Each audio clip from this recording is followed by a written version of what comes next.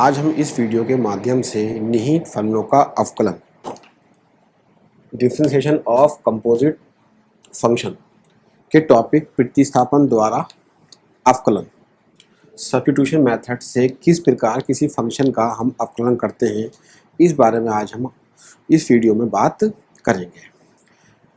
एक क्वेश्चन के माध्यम से question number 11 exercise 5b sine tan x square का x के सापेक्ष अवकलन कीजिए, यानी कि अवकल गुणांक अर्थात डिफरेंशियल कोएफिशिएंट हमको ज्ञात करना है।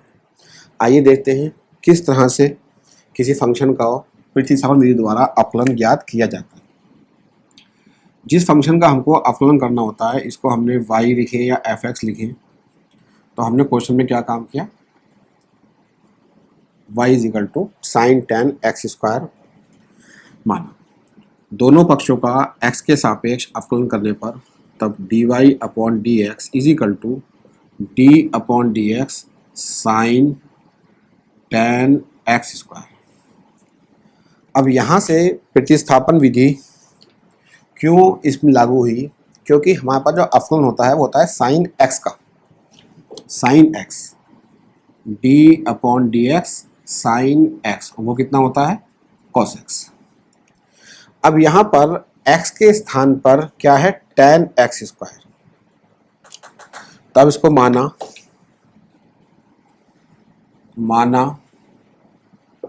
tan x square is equal to t, तब dy upon d x is equal to d upon d x sine T.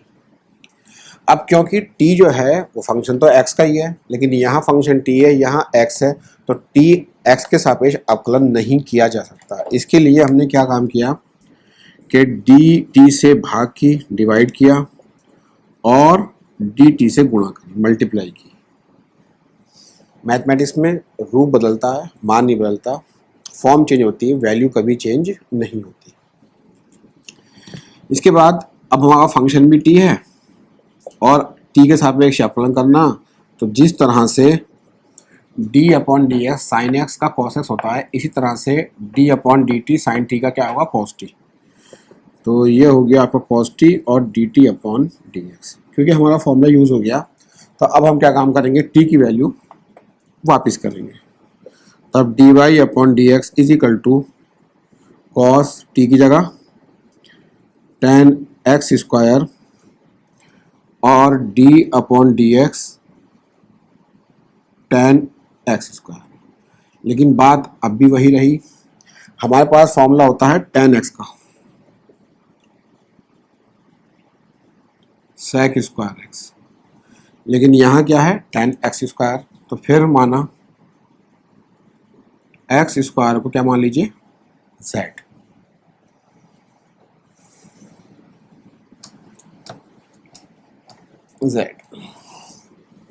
तब dy upon d x is equal to, ये टर्म एज इट इज रहेगा ऐसे ही, cos tan x square, और यहाँ क्या हुआ d upon d x tan z। फिर बात वहीं आ गई, z x स्क्वायर का x का फंक्शन है, लेकिन ये z x के सापेक्ष अवकलन नहीं किया जा सकता। इसके लिए dy upon d x cos tan x square, अब हम dz से भाग करेंगे, डिवाइड किया हमने और dz से करी मल्टीप्लाई गुणा। रूप बदला, मान नहीं बदला। इस प्रकार dy upon d x is equal to cos tan x square. अब फंक्शन भी z का और z के साथ अवकलन करना, तो जिस तरह से tan x का होता है sec स्क्वायर x, ऐसे tan z का होगा sec स्क्वायर z और dz अपॉन डी एक्स। क्योंकि हमारा फॉर्मूला यूज़ हो गया, तो z का मान क्या कर दीजिए वापस x स्क्वायर, फिर दोबारा से, तब dy upon d x is equal to cos tan x square sec square x square और d upon d x x square. अब कुछ भी t या z या y मानने की आवश्यकता नहीं है, क्योंकि x स्क्वायर बन चुका है फॉर्मूला कौन सा, d upon d x x की पावर n, पावर इनटू में x पे एक पावर कम। तब dy upon d x is equal to cos tan x square sec square x square 2 power into में और एक पावर कम, तो फाइनल आंसर क्या बना हमारे पास, d y upon d x, ये कितना होगा 2x cos tan x square और सेक स्क्वायर एक्स स्क्वायर। यही हमारे साइन टेन एक्स स्क्वायर का अवकल गुणांक प्राप्त हुआ फंक्शन। लेकिन हम इस क्वेश्चंस को मन में सोचकर दूसरी विधि से करते हैं। आइए देखिए उस विधि से हम इसको कैसे हल कर सकते हैं।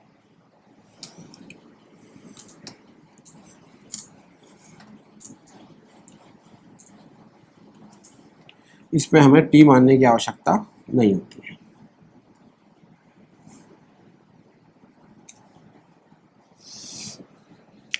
सॉल्यूशन पे आइए।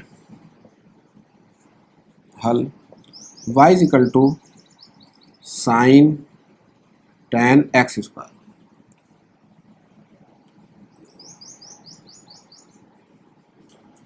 दोनों पक्षों का x के सापेक्ष अवकलन करने पर dy upon d x d upon d x sine tan x square.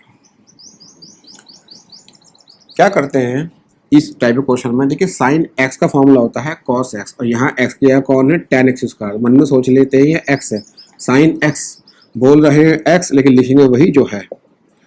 Sign x का होता है cos x, x का मतलब टेन एक्स स्क्वायर, और इसको मन में सोचते हैं, उसका अवकलन एक बार हम फिर करेंगे दोबारा से।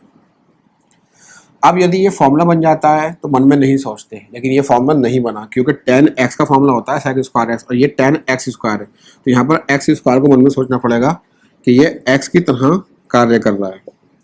तब cos tan x square, ten x का होता है सेक स्क्वायर एक्स, यानी कि सेक स्क्वायर एक्स, एक्स का मतलब एक्स स्क्वायर, और इसको मन में सोचेंगे, उसका एक बार फिर से डिफ्रेंशिएट करेंगे क्योंकि ये आपका फॉर्मूला बन चुका है एक्स की power n, power n to में एक्स पे पावर कम। अब मन में सोचने की आवश्यकता नहीं है। तब d y upon d x is equal to cos tan x square sec square x square और एक्स स्क्वायर का 2x।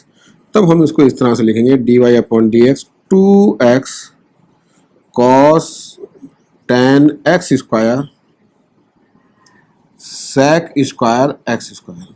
यही साइन टेन एक्स स्क्वायर का x के सापेक्ष अवकल गुणांक प्राप्त हुआ। इस वीडियो में केवल इतना ही।